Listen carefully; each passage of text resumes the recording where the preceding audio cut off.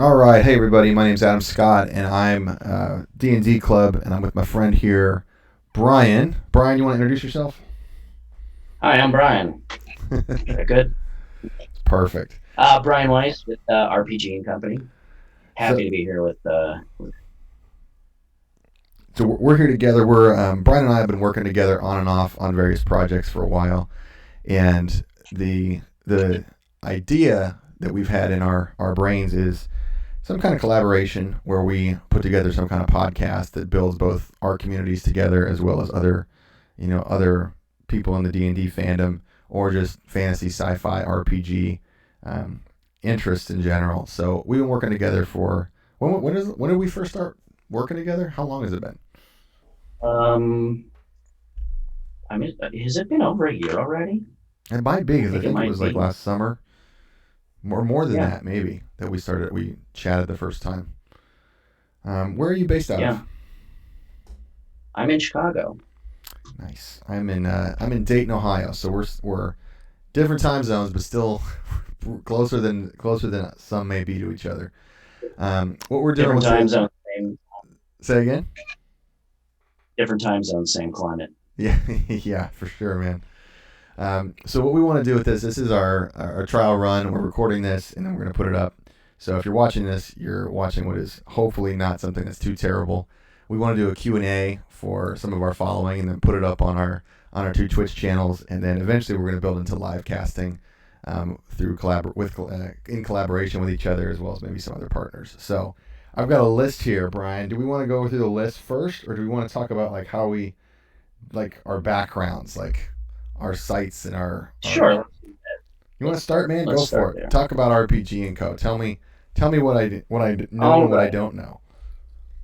Okay. I will give you the rundown as quickly as I can, but still provide you with detail if I'm droning on, then throw something at me digitally. I have been playing D&D since I'm gonna date myself, the early '80s, and basically, yeah, for that long I've been playing. I was out of it for a number of years when kind of life took over, and then about 5 years ago, 6 years ago, decided to get back in it with my old high school buddies. Um, and we just decided, hey, let's start playing D&D again. And during this time, so I work in advertising. That's my day job, Yeah. as a designer, brand builder, whatnot. During that time, I started getting a little jaded with work, shall we say. And I was looking for ways to kind of bring more passion into my day job. And a couple things happened. One is I ran into another guy that I went to high school with, who's also into D&D, although not in my circle back then. But I hooked up with him on Facebook, and we started talking. And he had quit his job at Microsoft or Google, one of the two, same, and started a game store in Oregon, and bought the license to do some 3D printing, and he's been making a go of that for a while. And I thought, that is really cool. Yeah, for sure. And it started getting me thinking that in today's world, if you told me back in 1981 that you could make a living off of D&D, I would have said that you were insane. Yeah, for sure, man. Lo and behold, look where we are. Another thing is I actually met Matt Mercer at C2E2 in Chicago, Oh, nice. How and is he? Like, did you get to sit down that's with him for a little bit, or was it like a meet and greet? I I was no, I was just an autograph signing, but for as big as a nerd that I am, I never really went to conventions, comic book conventions, game conventions when I was a kid. Just not my thing, standing in Yeah. line all day. Yeah. But you know, this happened at about the time that I was trying to figure out again how to kind of meld hobby and career together. And I said, fuck it, I'm gonna go and I'm gonna stand in line and meet Matt Mercer. That's why I'm going to C2E2. And I stood in line for 4.5 hours, and happened to be neither here nor there, but just a detail. They split the line up into three, and I was at the front of the third line. So I was literally 5 feet from him for 4 hours, watching him Does he interact smell with famous? Did you get a good whiff? Was it like, oh, he's the legend? guys. I will tell you that he is one of the most humble, sweetest, genuine people I have ever met. Like he is, everybody knows how creative he is, but he is so like just overcome with joy and passion for what he has been able to bring to people. And I told him that, and I told him, how it's kind of jump started me back into D&D, and I mentioned what I do. Long story short, he had me talk to their wonderful head of marketing, and one thing led to another, and I did a bunch of design work for Critical Role over the past couple of years, which was awesome. That's so cool. Because Um, I remember when we so first started talking, we were talking about D&D and figuring out just how to work together and what how we could complement each other with our skill sets. And I remember you shared your packet, your graphics package you did for them, and that's just so cool that you guys would be able to work with thank you. them. That's just really Yeah, it was. I mean, it was like, honest to God, doing a T-shirt design for them and telling and getting that first call saying, "Yeah, we're going to use your T-shirt design," was the highlight of my design career. no, absolutely. I don't know if that's a great thing or if that's kind of says something about my career, Well, it's like but getting I called up to mean, the big leagues, in terms of the sports metaphor it that was. we in the D&D Yeah, community there is a hierarchy, I think, whether or not we people want to acknowledge it, and there's a professional space that people are in, and gaining access to that professional space or being welcomed into it or being able to collaborate with professionals is really exciting because this is it's something that I grew up just nerding out in my buddy's rec room, trying to convince them to play, and it just was so hard to get them to get into it. They were like, "Well, how do you win, man? How do you win?" I'm like, "No, no, it's kind of like Star Wars. We yeah, tell each other, a story." And they're like, "Well, I don't care about that. I want to know how. Like, what do I roll to win? How do I succeed?" And I'm like, "Oh God." So, being able to become and work in the professional space with that, I think, is really really cool. And it's yeah, and it was powerful. like it is, and it was because it was that first instance of, okay, I have brought my passion into my, one of my outside passions into my career, and that's why it was awesome. They truly are just fantastic. They're doing great things. So anyway, all this kind of happened at the same time, and I started DMing for my original crew, which I never did. It was years since I had done. I was always usually playing. Um, and I just decided, hey, I wanna bring my design work into the community and see what happens. So I started RPG and Company without a very strict kind of set of goals, which is kind of breaking the rules to coming up with a business plan. But it can also be a hurdle at times to getting started, and I wanted to avoid that. So I basically just told myself I'm going to let this grow organically, Sure. and it's been a couple of years now, and I've met you, I've met Malcolm, General Game Master, and so many wonderful people online that it's just kind of it's done that organic growth, and now it's time to take it to the next step, which is what we're trying to do here, and kind of branch out. So You I've talked way too long about No, that. man. No, So the thing you mentioned that I think really resonates with me as well is like I've met so many interesting people since I started an Instagram account that was I don't know, it was like 4 or 5 years ago, maybe a little bit longer, but it was just me posting like pictures of my comic books and little stupid mhm. nerd things. It wasn't really intended to be a D&D account.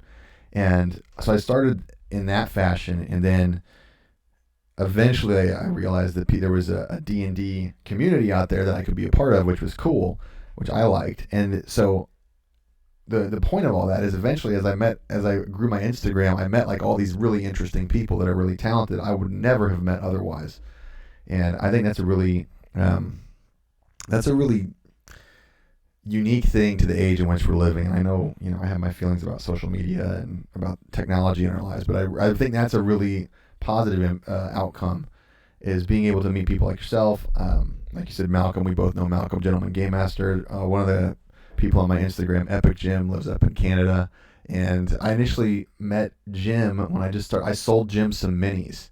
And I just like, Jim just like buys everything. And I mean that in a good way. And I was just like trying to figure out how to monetize this. And I've seen I've seen his pictures of his fungin, and I am still in awe oh, of I the know. amount of He has crap like he's got to have that like the most camera. understanding, awesome wife in the whole world because Oh his my fungin god, is just yeah, out of this world.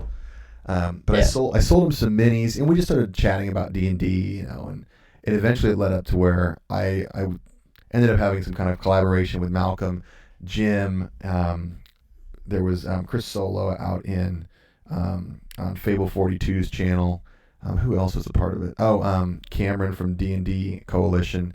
And so it's like mm, all these people that I would have never met. I've been able to connect with, and they're all really unique people, and that's something I really like about doing this and doing this kind of. I guess it's turning into work, but it's good work. You know, it started as a hobby, and now it's becoming a job, which is I love it. You know, I love the fact that we can connect and talk about things that we like and bring people in. yeah. So Ellen, like you said, I mean, the fact that the fact that we can all come together. I mean, again, I'll go back to when I was a kid. Back then it was like, oh, I play with my four buddies in the basement, and God forbid you tell anybody you play D&D. yeah, don't share that with Um, anyone. yeah, exactly. And now I just it still blows my mind that people are like, oh, you play D&D? I've always wanted to play from everywhere.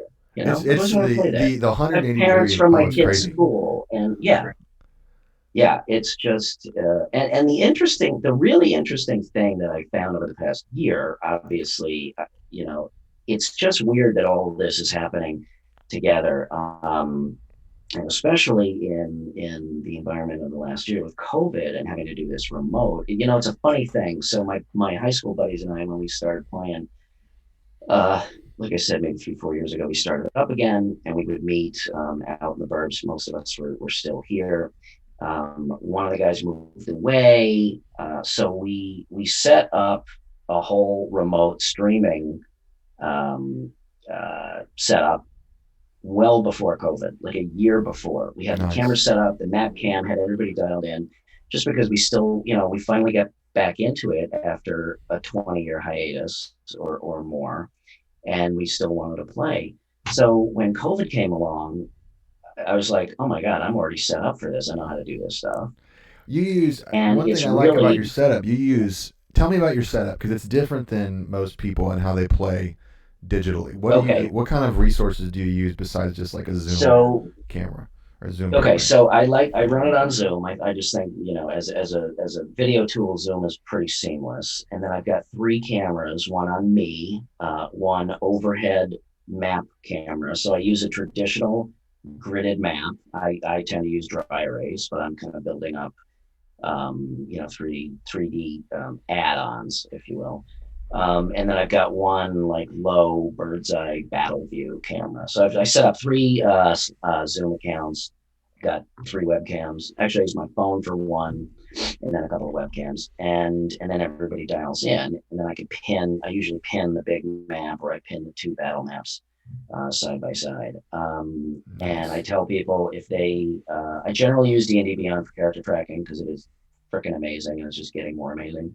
But I tell people as far as dice goes, if you want to roll your own dice at home, because I do, Yeah. I mean, after spending $400 or whatever the hell it is on dice over the years, probably even more, Mortgage payment I'll on be damned if dice. I'm not going to use them. I'm like, if you want to cheat, that's your prerogative. I got plenty of ways I can kill you as a DM. If Yeah. that's the way See, you want to go. that's what's crazy. But I've never understood that. That like the players who fudge the dice rolls on their end because it's like, oh really? Like you've rolled like we should nothing lower we than an should 18 for the past 7 rolls. yeah Wow. Well, must be we good. should save that I'm as an gonna go on a actual hot streak topic, now.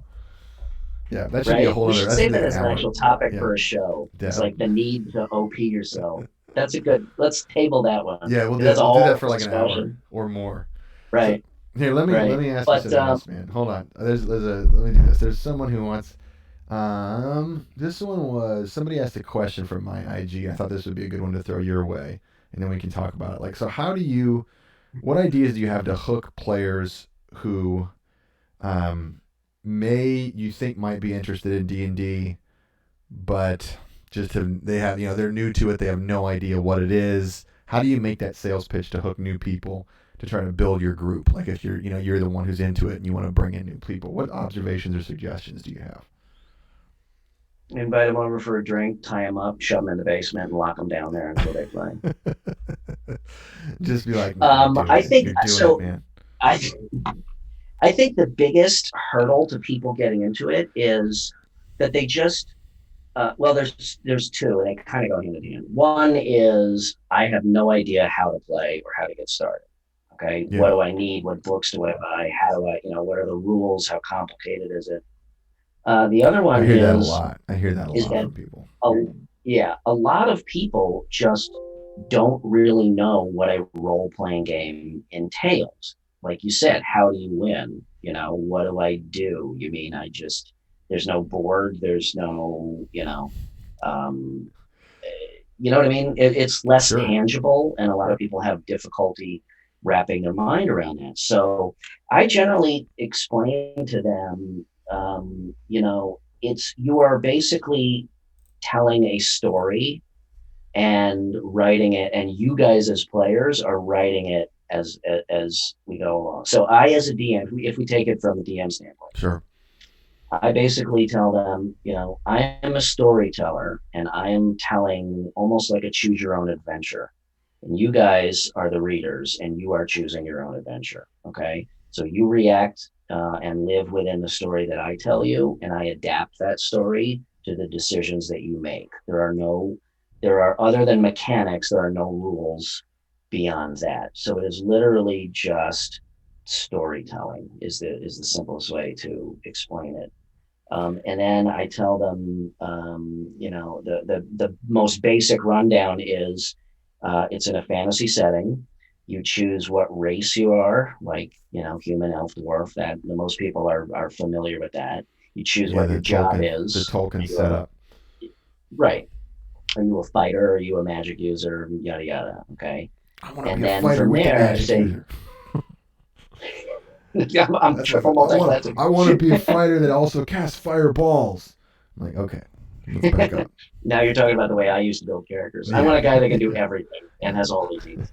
yeah, Um, and basically, so you pick who you are, you pick what you do, and then you roll up a bunch of scores and you dive in and play. It is not a game, in my opinion, where you sit down and read a rule book. The easiest way to get into it is to tell people, look, we've got people who are more experienced. We'll all work and walk you through the process and work on developing a character. And the easiest way is just to do that and dive in and play, and you'll get an understanding for how to play. And then there are deeper conversations on, are you outgoing and do you want to really try role playing, or are you more laid back and you just kind of want to, be the mysterious stranger in the back, who kind of observes more. And then, there are conversations about that. Do you want to play you, or do you want to play someone who is not you in real life? I mean, sure. I mean, we could talk about this for hours, which I'm sure we will. And the thing with new players that or people that are like I call them RPG curious. Just it's like they're Mhm. tiptoeing around it, and I feel like it's a curiosity about something that is actually quite old, which is person to person storytelling, like the sitting around the campfire just talking and telling stories. That's a really old human thing that goes back generations, if not centuries. Yeah. But I think it's so different than what most people do today. That idea of like, hey, we're just going to sit together, we're going to be together, we're going to tell a story, and like you mentioned, Mhm. it's not a game where you have to learn rules. And I get so many new players that are like, well, I don't want to mess up. And I'm like, oh, this is the one thing in your life you don't have to worry about messing up doing. Like, Yeah. literally, it's really hard to screw this up as long as you go into it with good intent and an open mind and a willingness to, at least in my Yeah. opinion, to take a little bit of risk and get into character and try to just have fun with it. Mhm.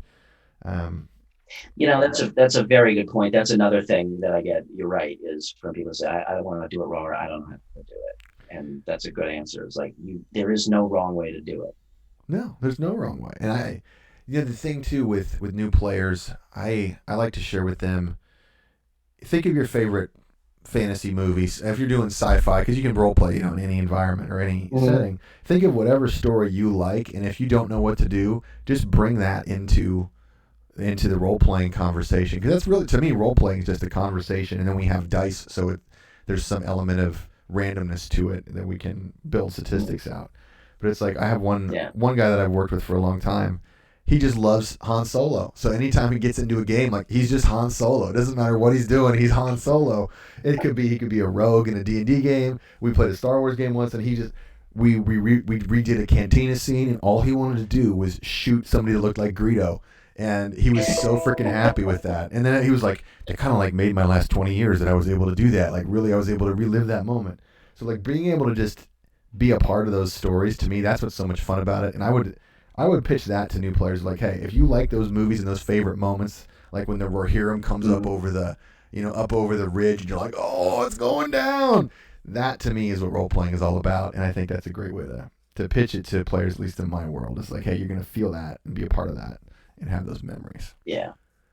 I think, again, especially after this year, I think people are really looking for that, to kind of get back to that personal connection. I know, the board game industry has also just exploded over the past few years. I mean, the quality and workmanship and creativity that goes into board games these days is just phenomenal. It's an art form. Yeah, it really is, and I think, I'm certainly not saying, that video games are not popular, but I do think that there is a need for people, again, especially after this past year, to start, getting back together personally, and I think that's a great thing about this game. Is it's not. Just sit down, and it's basically a night of drinking and storytelling, like you said. Drinking with swords. With drinking with swords, with some dice thrown in. So I think I'm really, really interested to see how this explosion in this game and community picks up over the next year, as we've changed through COVID and beyond it. That sounds really advertising. You can tell I've been doing advertising my whole career. That's right. COVID and beyond. What's going to happen? Yeah, that was campaign week right there. You mentioned to me several times you're excited to get back to the physical table. And I think maybe that's where you and I disagree or differ a little bit, because I really like the new medium of Zoom based, mainly because that's where my business is all online. So for me, I look at it from a business standpoint. Like, I can't wait to be able to grow my business connections and games that I can host through the digital medium. But I know you seem to be really excited to get back to the table. Is there a group that you want to get together, or what are you guys playing? What's the first thing you're going to play when you can get back in person? I think the longer I've been doing it remote,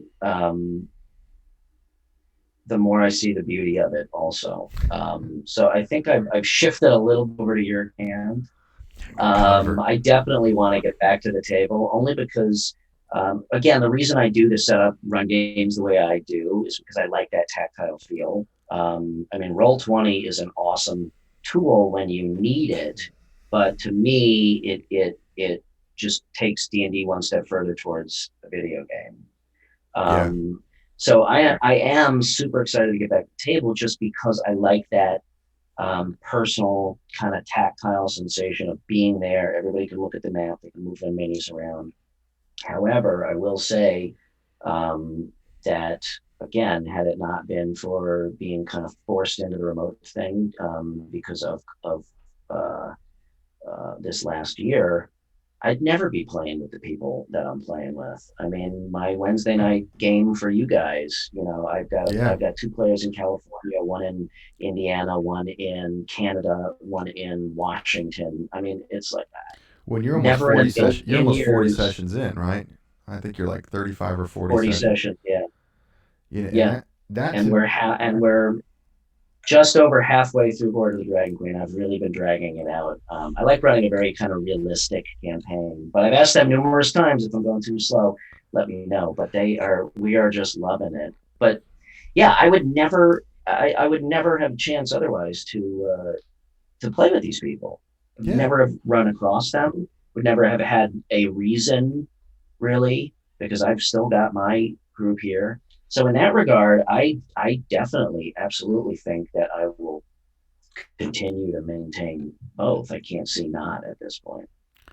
I, one of my favorite stories from this weird new paradigm we're in is it's like meeting people and just new faces. And I keep thinking about how many games have been played now, because the old complaint of D&D players before all this COVID stuff was, we can just never get a game.